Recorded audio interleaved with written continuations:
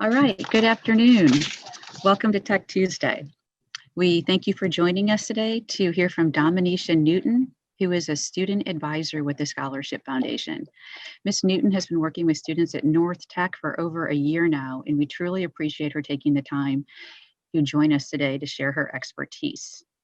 So as you may know, the FAFSA, which is the Free Application for Federal Student Aid, becomes available next week. So our hope for today's session is that you are provided with an overview of the financial aid process, and for students looking to attend college next school year, that you're prompted to come up with a plan to complete your FAFSA. Before Ms. Newton begins presenting, I'd like for my colleagues from Special School District to introduce themselves. So we'll start with Ms. Bengali. Hi, I'm Heidi Bengali, and I am the Tech Specialist Instructor for both North and South Technical High Schools.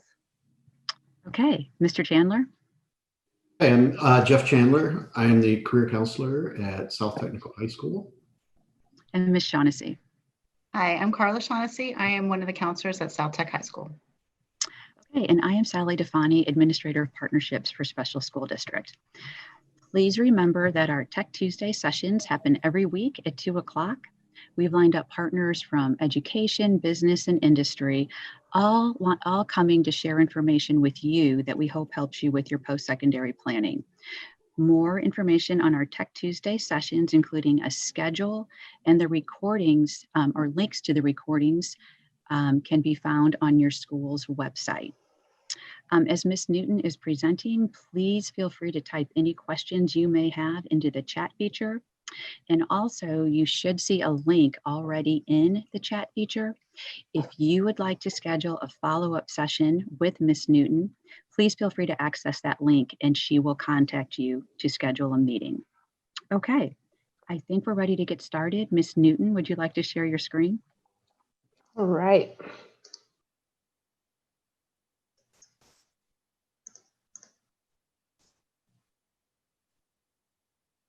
All right, can you confirm that my screen is being shared? I don't see it. Ms. Bengali? I don't see the screen. All right, just a second. Okay.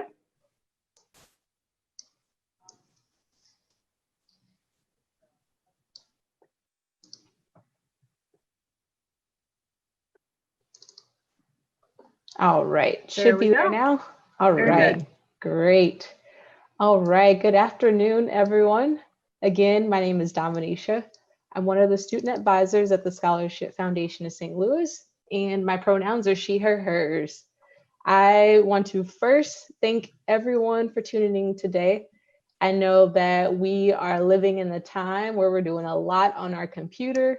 You're having a lot of screen time, so I appreciate those that have tuned in early and those that are here now. And again, like it was mentioned earlier, please offer any questions, any clarifications that you have throughout this presentation, put it in the comment box and we'll be sure to get to it.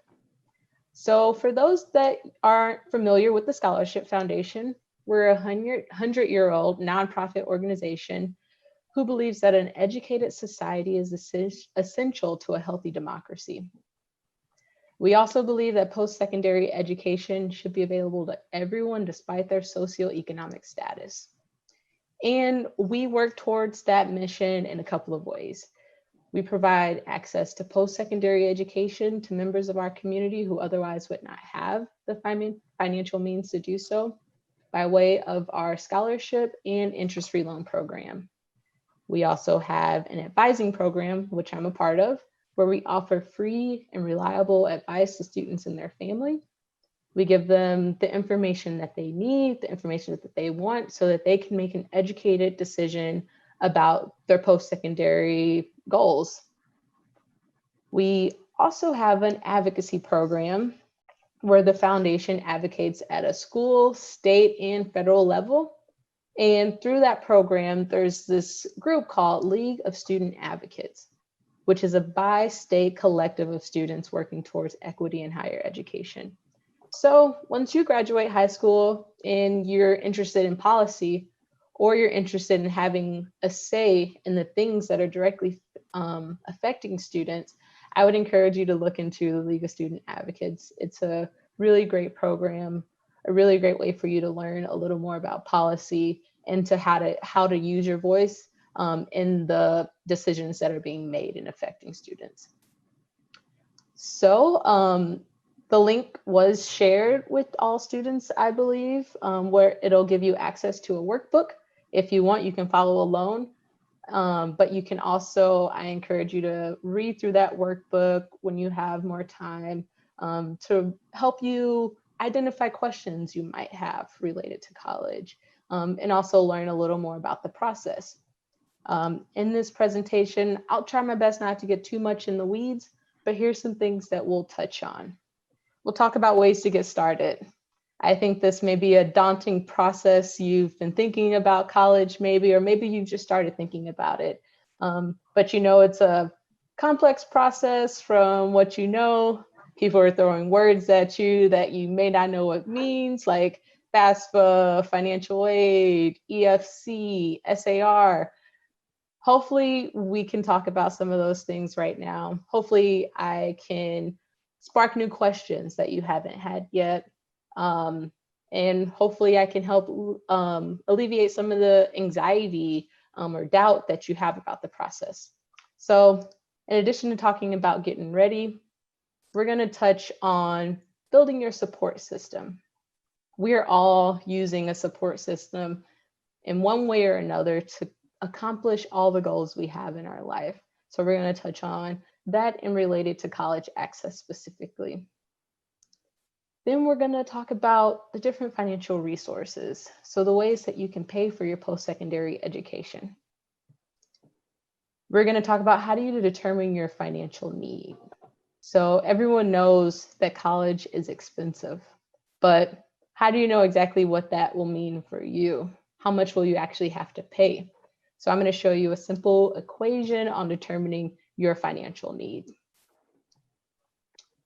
We're going to identify some scholarship researches. Everyone, at least I would be interested in all the free money that can help me pay for college. So I'm going to share with you some resources as well as how to prioritize your research. And then lastly, I'll share with you all the Scholarship Foundation eligibility criteria, because I did mention we have a scholarship program as well as an interest-free, fee-free student loan. All right, so getting ready. So students are all going to go through a similar process, but there's going to be uniqueness to each one of your processes. So it's important to identify where you are in the college planning process. Let's talk about setting up a timeline. So there's a lot that goes into it. There's going to be some concrete deadlines throughout the process, but a lot of it will depend on students being disciplined and prioritizing all the necessary steps. I know I may be talking a lot about going to college, but even if you plan on entering the workforce or going into service, it's still a process. So if college is something you're not interested in, I still encourage you to listen to the information. You might be able to apply this to your plans after you graduate high school. But for the sake of college, here's some deadlines that may help us create our own timeline. So like it was mentioned in the beginning, FAFSA is opening up soon on October 1st. That's a very important deadline to keep in mind. Not so much a deadline, but a date to keep in mind, because that's when it opens and that's when you can get started. In Missouri, there's a priority deadline, which is in February, in which you want to try to get your FAFSA done before that day to receive guaranteed consideration for the Missouri state-based aid. Some students may be taking the ACT. So you want to be sure that in your process, you outline enough time for you to take the ACT and also do a makeup. I am actually not familiar on the changes that maybe have been put in place for ACT as far as the pandemic. But if you are also unsure like I am, I encourage you all to reach out to your school counselors to get information on that. While we're planning to go to school, I'm almost sure that someone's going to ask you to write a personal statement. Rather, that is for your school admissions application.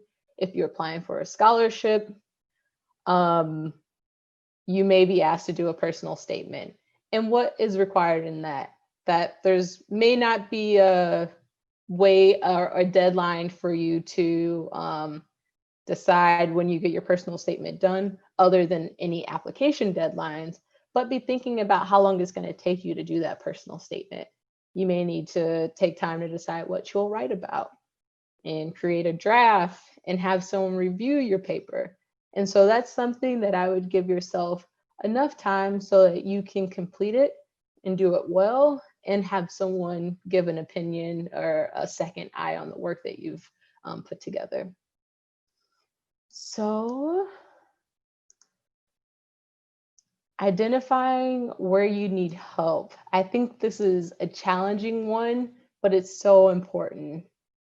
So in addition to the process taking time, I think it's important to identify the people we can add into our lives, the questions that we can learn to ask throughout this journey of deciding if you want to go to school, what school you want to go to, what resources you need to make that possible, and things like that. And then lastly, be thinking of a backup plan. Be thinking of what's going to happen if I'm unable to go to my dream school. What's going to happen if I thought I was going to be out of state, but really it's important for me and my family for me to stay in state. Backup plans always seem like a negative thing, but I like to think of them more as parallel plans, things that are on the same level, but it's just shifting gears. You know, there's more than one way to get from point A to point B. And so I think it's important to be creating plans that may be a shift in direction, but still going to get you to your ultimate goal. Now let's talk about our support system. When we're looking at our support system or thinking about it, let's start thinking about who are those people in our lives that can help and support you toward your goal. And then also being about what support do you still need and what type of person can be added to your support system. So I like to think of my support system as like a toolkit or a toolbox. I have changed my tires more than I would like to say this summer, and I need some tools to do that. I need something to get the bike or the wheel off the frame. I also need something to get the tire off the wheel. And all of those parts of my project require different tools. And all of the tools are important, but they all have a different task. They're all going to help me accomplish a different goal. So when you're thinking about your support system, be thinking of what's your ultimate goal? What pieces do you need to help you towards that goal? And so I want you to think of the people that you have in your life now and those that you can add. And something else I think is really important is to start identifying that person in your life that can write you a great letter of recommendation. This is something that you can start thinking about no matter whatever you plan to do after you graduate high school. I know for many jobs, I've had to provide a letter of recommendation or someone to give a recommendation for me. For the Scholarship Foundation scholarships, we're asking for references. So who's that person that is going to write a good letter of recommendation for you? Someone that knows you well, who knows your work ethic, someone that has seen how you solve problems or navigated a difficult situation. That's something that you can start thinking about that now, so that when the time comes, you can go to that person. And I would say have more than one person in mind. So the financial resources. what are the ways that we can pay for college? When I was preparing to go to college, I know that people were talking about loans and all the student loans that college students had to take to help them pay for college. But there's more than that. So you got 4 different types of financial aid that I'm going to talk about. I'm going to talk about some free money, so money you don't have to pay back, your grants and scholarships. And then you have money that's considered a self-help aid. So work study and loans, those are 2 aids that are considered self-help aids. You have aid that is considered need-based, meaning they're going to look at how much your family needs or a student needs to help them pay for school to determine how much they're going to receive in aid. And then you have some aid that is considered merit-based. So they're looking at the numbers. So what is your GPA score? What test score did you get? Things like that. And I want to add a note about scholarships. Here's some things you want to consider when you're thinking about scholarships. You want to make sure that there's no cost to apply or for you to receive your scholarship money. Scholarships are free money, so you should never be paying anything to get a scholarship, to apply for one, or anything like that. You want to know, is that money renewable? Are you going to be receiving that scholarship for more than 1 year? And if so, what are the requirements so that you can continue to receive that money? There's a lot of scholarship opportunities where you will receive $1,000 for 1 year. And while that's great and all, you have to be thinking, what am I going to do next year? I'm going to have a gap to fill. And so I would just be mindful of the scholarships that you're applying for. Be mindful of, if you won't receive it for a following year, how are you going to fill that gap? And then one other consideration is it portable? So can this money go from me from one school to the other? Does it matter if I change from a 2-year to a 4-year school? Does it matter if I change my major? Does it matter if I go to a different school that's in a different state? These are things to consider. And even if the answer is no, that doesn't mean that you shouldn't aim or apply for that scholarship opportunity, but just be mindful and be sure that you have a plan if you are going to be with a gap, if you change plans or something like that. And do we have any questions at all? I know I've been talking a lot so far, so I just want to be mindful for any questions. I am not seeing any questions. Ms. Bengali or Ms. Shaughnessy, are you seeing any questions? Okay. And thank All you, right. Ms. Shaughnessy, for adding a couple of comments in the chat. All right, and I'll carry on then. And if I'm getting close to time, someone give me a signal. All right. So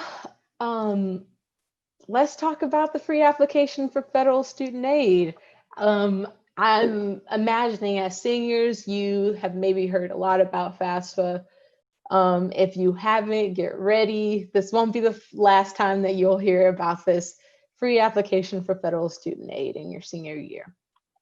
But the reason why you're hearing so much about it is because it's the primary application to be considered for all federal, most state, and many school-based awards.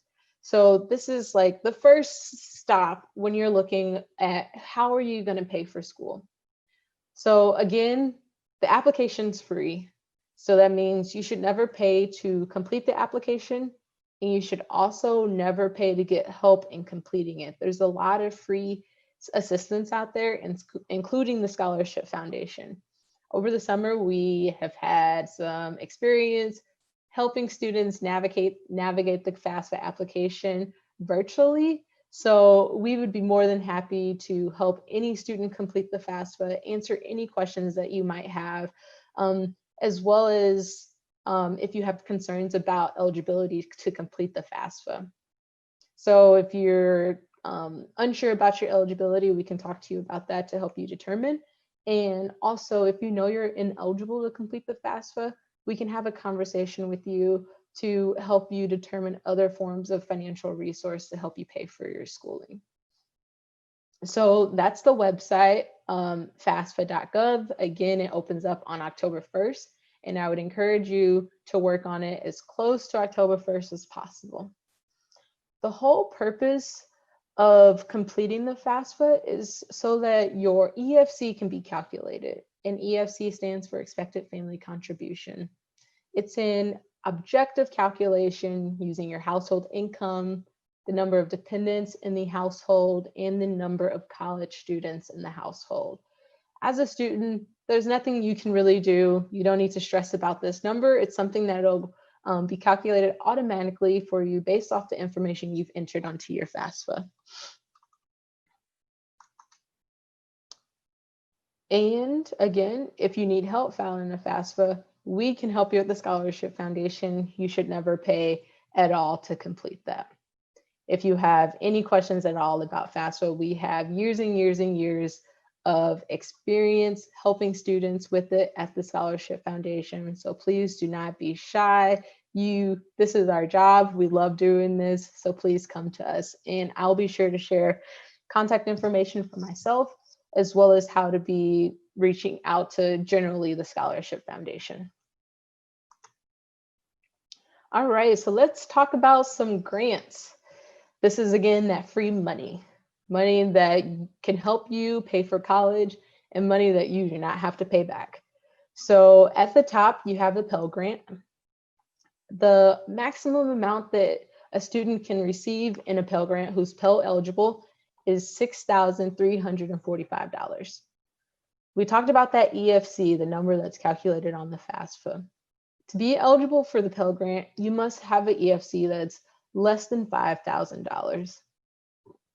Excuse me. And then you have the FSEOG, which stands for the Federal Supplemental Educational Opportunity Grant. That is a mouthful. So the award amount for the FSEOG is between $100,000 and $4,000. That is based, again, off your EFC, but then also it's going to be based off of how many students at your school qualify for this particular grant. So each school is receiving an allotment for this grant. So that's one reason. Another reason why you want to work on your FAFSA and get it completed as soon as possible. Then you have Access Missouri. You must have an EFC of $12,000 or less, and the priority deadline for this opportunity is February 1st. So get your FAFSA done by February 1st, so that if you qualify for this opportunity, you can be considered for it. For students that plan on attending a two-year institution, the amount that you can receive in the Access Missouri is between $300 and $1,300. If you're a student that plans on attending a four-year institution, you may receive between $1,500 and $2,800. And next is the A+ award. Your high school counselor will have information on the A+. I know there's been some adjustments in the requirements for A+ to help students meet eligibility during the pandemic. And so I would check in with your high school counselor if you have not already, to see if it's possible for you to still get A+ eligibility, so that it may help you pay for your tuition and general fees. So A+ can be used typically towards a two-year institution. I do know that Webster University is accepting A+, which is a four-year institution. But A+ is a great deal because it pays for your unpaid balance of your tuition and general fees after all non-loan federal financial assistance has been applied to your account. So basically what that means is if you're a student that's eligible for the Pell Grant, your A+ may not kick in because the maximum for Pell Grant is $6,000 and some change. So if Pell Grant will kick in first, and then the A+ will come in if there's any remaining balance for your tuition and general fees. A+ won't go towards any other costs. And then the last one is the Illinois MAP grant. That's for students that reside in Illinois, which I don't believe we have on this call. But if we do, you can reach out to the Scholarship Foundation to learn more about that. So after hearing about all those free money options, there is a one way to be considered for all of this, and that is to complete the FAFSA, the free application for federal student aid. Again, it opens on October 1st. If you need assistance, please reach out to us. Alrighty.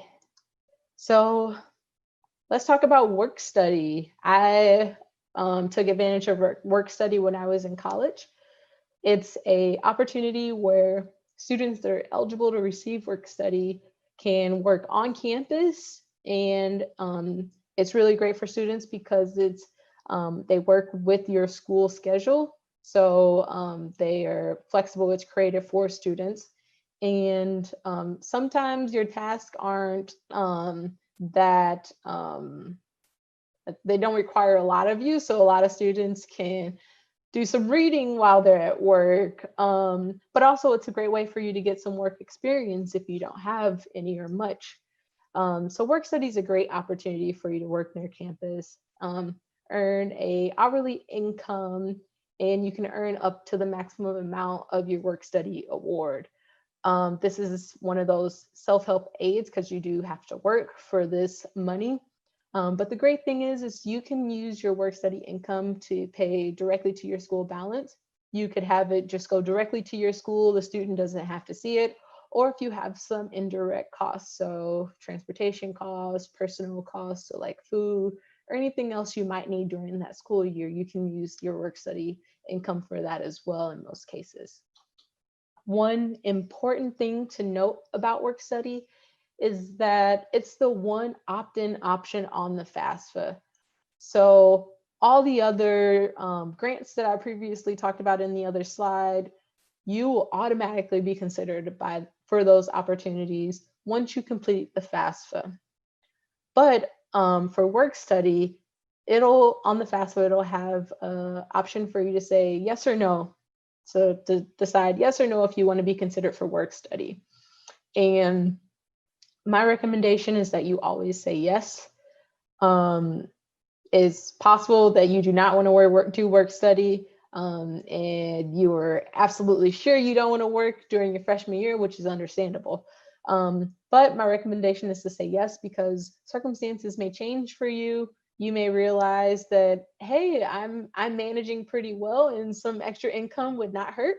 And so if you say yes, then that option is still available for you. But if you say no on the FAFSA, it's really possible that you will not have that option, at least for that year. And in some schools, you may not have the option if you don't do work study in your freshman year. So that's why I encourage you, and the Scholarship Foundation encourage students to say yes on that question on the FAFSA. All right, so now we've talked about your grants, scholarships, as well as work study. Now let's talk about student loans.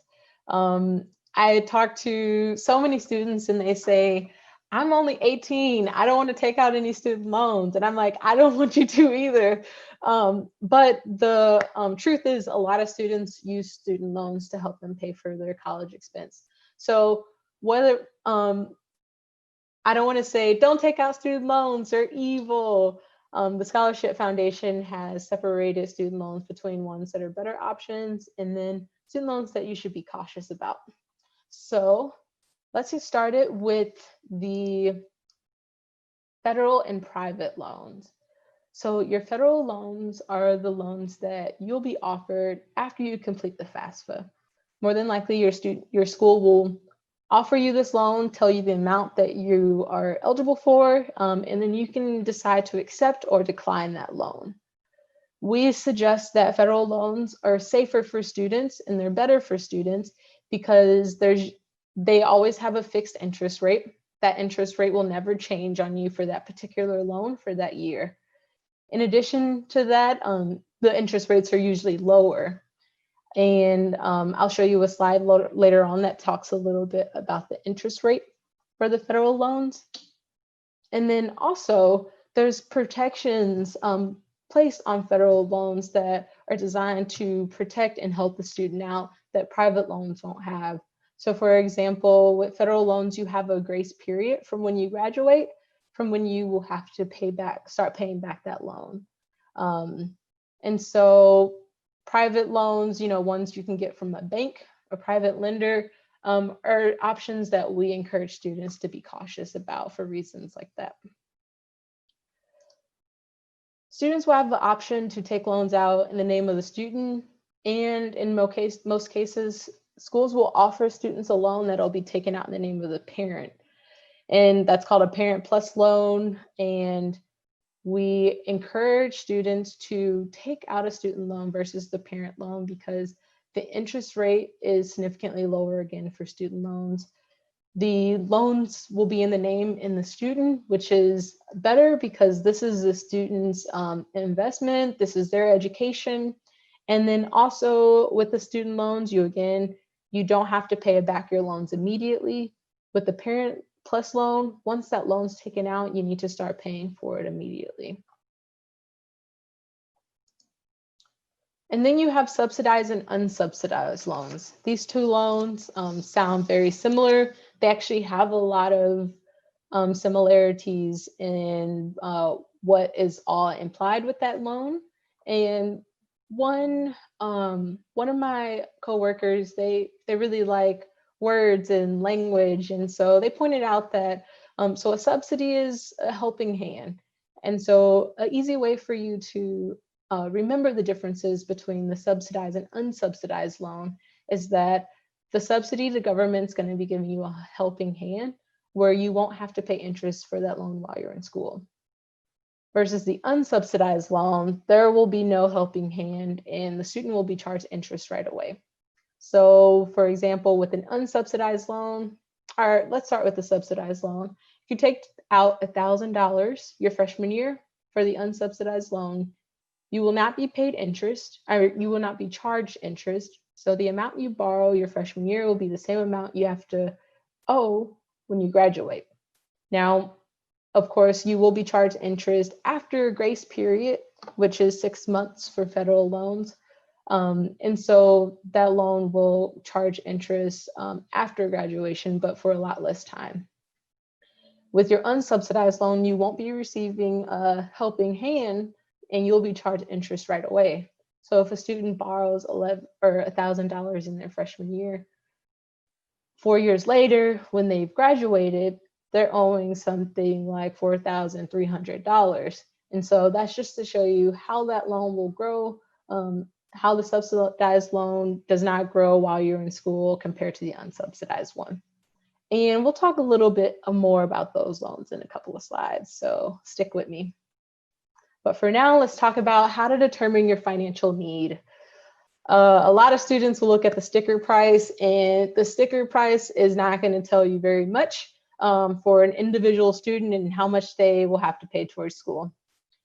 So this is how we look at the unmet need. This is a simple equation we use at the Scholarship Foundation to look at a student's unmet need. And then also a lot of financial aid offices at the universities and colleges will use a similar equation. So you're going to start with the cost of attendance, how much it's going to cost you to attend that school. Some schools will include direct and indirect costs. If not, that's something you want to add into your equation yourself. Then you will subtract your expected family contribution. So remember, this is the number that's calculated on the FAFSA, and this number represents how much your family can contribute towards the cost of that student's education. And a lot of times that is considered an out-of-pocket expense. From there, you'll subtract any gift aid, so any free money you're receiving, those grants and scholarships. And then you'll come up with your unmet need. In this next slide, these are numbers of an actual student that they use to determine the unmet need. So this student had $29,000 for their cost of attendance. So this included their tuition, fees, book supplies, and living expenses. The student completed the FAFSA and their expected family contribution was calculated at $4,416. This was again determined by the FAFSA an out-of-pocket expense. And if you get an EFC that is, it doesn't represent your family's financial ability.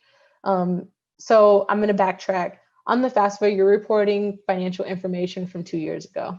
So a lot can change from 2 years to now. So if your family has had a decrease in income, if there's been a job loss, or if there's been other special circumstances like an increase in medical bills, that's something that can be taken in consideration to recalculate your EFC. And if that's something you want to talk more about with someone at the Scholarship Foundation, I welcome you to reach out to us about that. But back to the student, they received $12,284 in grants. And so that's, that free money. They completed the FAFSA. Maybe they've been offered Pell Grant, Access Missouri, or another scholarship that they applied for. And now they still have an unmet need. They've received a lot of aid, but they still have an unmet need of $12,400. And so this is the remaining amount to fulfill their cost of education. This is what that student has to figure out how to fill that gap. And a lot of students will do it with either taking out federal loans or private loans. Now, one thing I want to note is that the student has options. They don't have to go to the school. The school costs them $12,000 and the school costs them $29,000 and they receive $12,000. But maybe there's another school on their list that costs less or is offering them more aid. And one tip is to apply to more schools than once so that you have these options to compare all the numbers. Give yourself some options, do yourself a favor, because you may think you know what you want right now, but 6 months from now, a lot could change. So that's a little tip from me. So let's talk about more with the unsubsidized and subsidized loans, and also the loan from the Scholarship Foundation that you may be able to take advantage of if you find yourself with an unmet need. So one takeaway that I want students to look at with the subsidized and unsubsidized loan, or all of these loans, there are limitations on how much you can take out for a year and also for the lifetime. So there are limits. So students are like, I know I want to go to this school.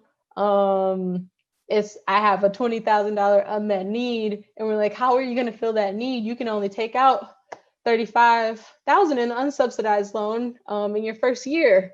So these are just things to be thinking about, to be mindful of. So if you see in the subsidized loan, the first column, in your freshman year, you can only borrow $3,500. It increases by $1,000 until your third year, and $55,000 is the max for a year. If you look at the unsubsidized loan, there is a D and an I next to those two figures. The D stands for dependent, and the I is for independent. And that is just a classification on if a student needs to provide parent information on the FAFSA. Most students will need to provide parent information, and there's going to be some questions on the FAFSA to help students determine that. Now, to be a dependent student, let me go back. For an independent student, here's some things that if you can say yes to, you would be considered independent on the FAFSA. So if you were in the military, if you were a veteran, if you have dependents that you provide more than 50% of their support to, if both parents are deceased, or you were in foster care or a ward of the court since turning 13, if you are an emancipated minor, if anyone other than your parent or step-parent have legal guardianship of you, or if you were homeless or self-supporting or at risk of being homeless, you would be considered an independent student. So that would mean you don't need to provide parent information on the FAFSA. and the amount that you can receive in the unsubsidized loan is higher. Now, I understand that not all students will fit into these neat boxes to be considered an independent student. And so there is a way around it. There are some other special circumstances if you were still unable to provide parent information for whatever reason. And I could definitely help you navigate that. And sorry, I'm losing my train of thought for a second, but it'll come. I'm going to move on. So looking at the subsidized and the unsubsidized loan, they both have identical interest rates. And with those interest rates, it'll stick with that loan for that year, for the life of that loan that you've taken out for that year. So if you can see right now, for this coming up school year, or for this school year, it's 2.75. But that interest rate will be reevaluated and it could change every year, and that's done in the summer. So to give you an example how interest rates have shifted over time, 2.75 is very low for how the interest rate has been set for a lot of years. So in 2019, 2020, the interest rate was 4.53. And that drop, I think, had a lot to do with the pandemic. So you just want to keep your eye out, especially if you do plan on taking out a loan for any given year. Have a look at what that interest rate is. And if you look at the Scholarship Foundation column, the very end, this is the stats for our interest-free, fee-free student loan. And one thing to note, because the Scholarship Foundation is a nonprofit organization, we don't make a dime off of our interest-free loans that we offer students. But what we do is once a student has repaid their loan that they've taken from the foundation or that they've received from the foundation, we then use those funds to help another student pay for their education. The amount that we allow students to borrow for 1 year is up to $11,000. And our interest-free loan, in most cases, is just for students in their undergrad. So typically those first 4 years of college. And our lifetime limit is $55,000. And of course, it is interest-free, so that interest rate is 0. And that is for the life of the loan. You'll never be charged interest if you receive an interest-free loan from the Scholarship Foundation. Oh, one thing I wanted to add that I forgot is that for dependency status, if you do have a special circumstance or if you're considered a dependent, you may be asked to provide additional documentation to support that. All right. So I'm going to take a breath and a drink of water, excuse me. And you all breathe too, because I know this has been a lot of information, may have been overwhelming, but I appreciate you for sticking with me so far. So let's talk about staying organized. A lot goes into this process. So how are you going to manage all of it? And a suggestion is to create a filing system. When I think about a filing system, I think of like one of those filing drawers that pulls way out. And I know people don't keep paper like that these days, but creating a filing system that works for you, whether that's a physical folder or you want to have a college folder on your Google Drive that's just designated for your school stuff. I think it's so important to keep all your stuff together, maybe divide it into categories. So you have stuff that's all about your financial aid and where you are in the process. Or you want to keep a filing system for all the schools that you're interested in. And then you can delete that as you cross off schools on your list, and maybe a list for schools that you've applied to and ones that you still want to apply to, or schools that you've gotten response back from. Keeping filing system is going to help you lower your stress level, be able to identify where you are in the process, and just keeping you organized overall is going to be a really helpful thing throughout this process. In addition to that, you want to be sure to save all the steps that you've taken. Save confirmation emails, save responses that you've received from admission offices, from the financial aid office, save all those things so that you can backtrack. You'll be making lots of decisions. You'll be communicating with a lot of people. You'll be completing scholarship applications, admission applications, and you want to be able to reference back to what you've done, especially if someone says, hey, I don't think you met our deadline. You can say, yes, I did. I saved this document where it's dated, it's time-stamped, and it says confirmed. So you want to create that insurance for yourself by saving, keeping original documents, taking screenshots and stuff like that. One super helpful tip is that be sure to access the student portals and college emails accounts. You want to do that early and often.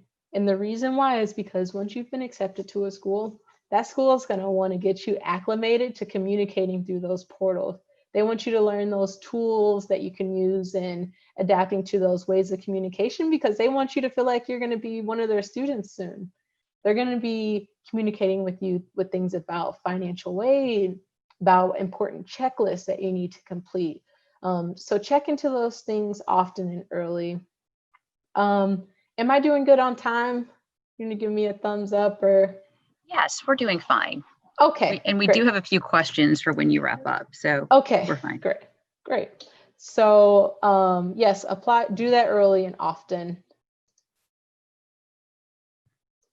All right, so let's talk a little bit about the scholarship search process.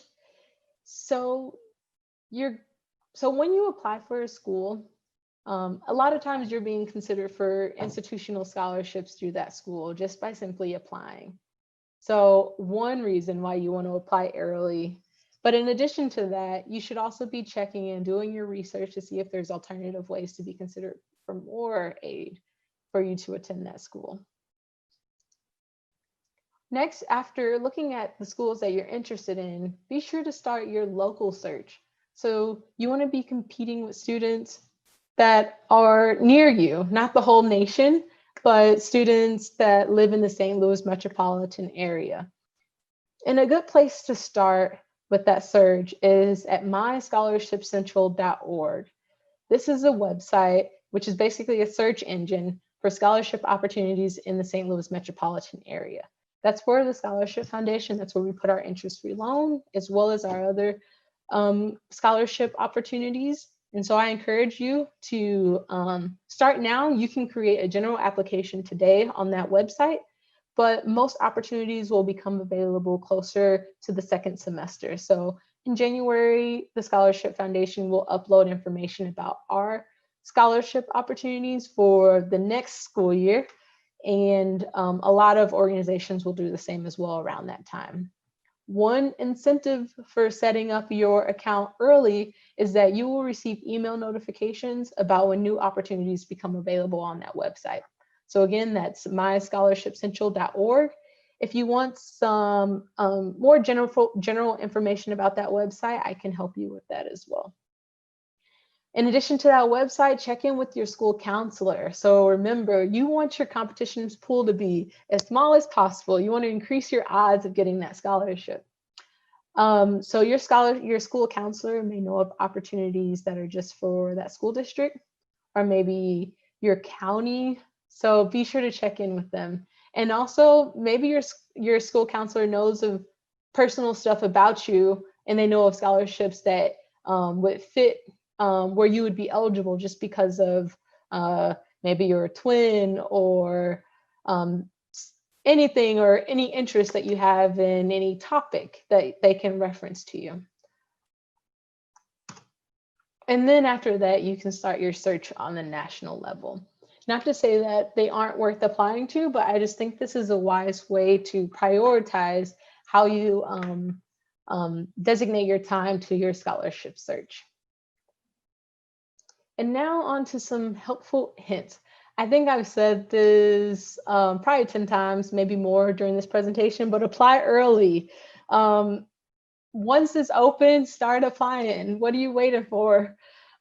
Be sure to get your foot in the door. You don't want to leave any opportunities on the table because you missed the deadline. Apply to more than one school.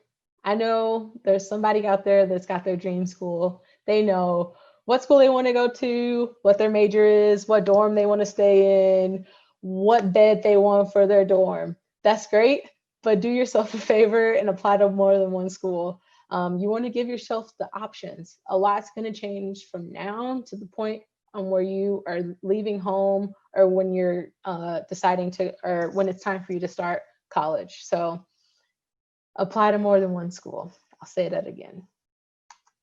Don't rule out the private schools. A lot of times private school means a higher price tag, but also some schools may have access to resources that other schools won't. So just because that sticker price is significantly higher than another school, they may be able to offer you some more aid to make that price a lot less. So give yourselves options, apply to a variety of schools: private, public, 2-year, 4-year, in-state, out-of-state. You want to have all these options so that once you're ready to make that decision, you have a lot of things to base that off of. If needed, appeal early. So you can appeal if a student has, or if a school has offered you money and it is not enough. That does not mean that they will give you more money, but at least you can ask. If circumstances have changed for you and your household, that's also another way that you can ask for more aid by lowering your expected family contribution, that EFC. And then know your personal loan and debt limits. Like I mentioned earlier, student loans are a real way that a lot of students use to pay for their college education. And I believe that if done with conscious, it's been a long day. If you get all the information, you can make a choice that fits your need. So yes, identifying how you feel about any particular amount of loans right now is important, but also being sure that you understand what that's going to mean for you down the road.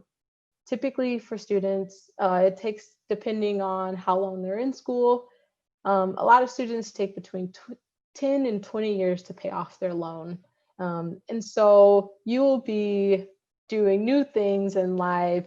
So be looking at what that's going to look for you in the future. Base it off of what you expect maybe your income would be whenever you're deciding how much you want to take out in loans to help pay for your education. And I'm almost done, almost the last slide. I want to talk about some of the eligibility requirements for the Scholarship Foundation's interest-free loan and our grants. So for our funding, we're looking for students that have financial need, that they have academic promise. We're only looking for a 2.0, a cumulative GPA, and a 4.0 scale. We're looking for a strong character. So we have questions and opportunities for essays and creative pieces in the application, where we'll be looking at the student's character. Students must be a permanent resident of the St. Louis metropolitan area. And you can attend any school in the country as long as it's an accredited nonprofit institution. So the Scholarship Foundation won't provide funding if you're going to one of those for-profit schools. And if you'd like some help identifying if the schools you're interested in are for-profit or nonprofit, I can help you with that. Some important deadlines. Our scholarship application opens up on January 1st, and our deadline for the coming ups for the following school year will be April 15th. We made an exception this year for our deadline, but I would count on April 15th to be a hard deadline this year. All right. And all of our funding is renewable. So that means that if you're awarded funding from the Scholarship Foundation your freshman year, as long as you continue to meet the requirements, you will receive that money for the following years, up to 6 years for most of our opportunities. And students may receive a conditional denial for having too much need. And we're determining that need with that equation that I showed you. So your cost of attendance, your expected family contribution, and any grant that you've received to determine your unmet need. If it's more than our maximum amount for our interest-free loan or a grant that you're applying for, we will do a conditional denial, which means we'll ask the student to either choose a different school, or if they're able to bring some additional resources through scholarships or grants, then we'll reconsider you for funding. So we can open it up for questions, and here's the contact information for the Scholarship Foundation. And here's a picture of all of our student advisors. And this link was provided with all students, but I just want to point out there's a link if you would like to be connected with one of our advisors. It's sfstl.org/CRI. So if you complete that link, the Scholarship Foundation will reach out to you. I actually think I shared a different link with you all, which will be for you to set up an appointment with me. In addition to that, my contact information, my direct contact information is at the bottom. Wow, that was a lot of really helpful information, Ms. Newton. Thank you. And so if you forget about these links and can't remember them tomorrow, you can always reach out to your guidance offices at your school, and your counselors will be able to connect you to Ms. Newton and the Scholarship Foundation. But we do have some questions. Ms. Shaughnessy, would you be willing to address those? Oh, absolutely. So one of the questions was, is this a program? Like, can you clarify a little bit more about the process of connecting with the Scholarship Foundation and how that works, please? Yeah, so the Scholarship Foundation, you can look at it as a program. So with our funding, if a student receives funding with us, they'll be a part of the Scholarship Foundation. They'll be a foundation student where they will receive their own advisor that'll help them navigate all the complex aspects of going to school as a first-generation student, or as a minority student, or a student that is low income. We really cater towards students and understand how complex the college life is. So in addition to that, we offer resources to everyone as far as like guidance and helping them through their process or any obstacles they may be facing while they're in college or as they're planning to go to college.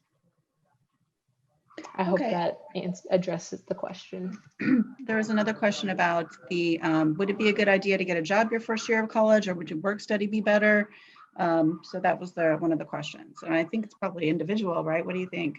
Yeah, I agree. That is definitely up to the student to understand. I think it's really first and foremost important for the student to understand how life for them is going to change when they go to school, and understand how their ability to navigate that.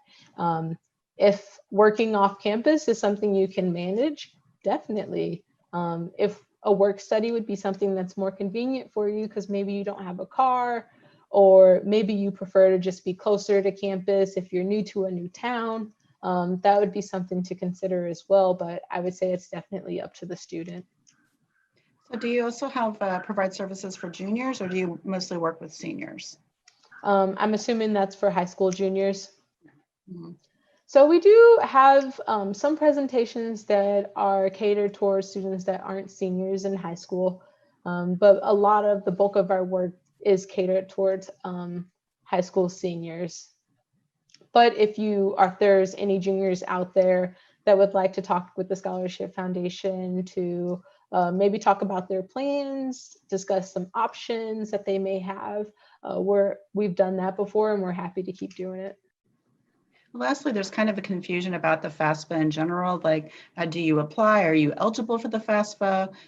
So just some general questions about the FAFSA, kind of clarifying for students to direct them. Yes, so the FAFSA is a form essentially that students will complete to be considered for most federal aid, all federal aid, some state aid, and then a lot of institutional aid. So financial aid that's offered through your school. There are some eligibilities with the FAFSA that is tied with citizenship. So if there's someone that has questions about that in regards to their citizenship, then the Scholarship Foundation, we have experience with navigating that process. But also if there's any other concerns that you might have in relation to eligibility, or you're curious if your family or if your student should complete the FAFSA, we can help you talk about that with you as well. Excellent. Ms. Shaughnessy, were there any other questions? I think that pretty much wraps it up. All right. Okay. Are there any final thoughts from our panel? Okay, well, I think this will conclude our session. Ms. Newton, we cannot thank you enough for joining us today to share all this really fantastic and helpful information.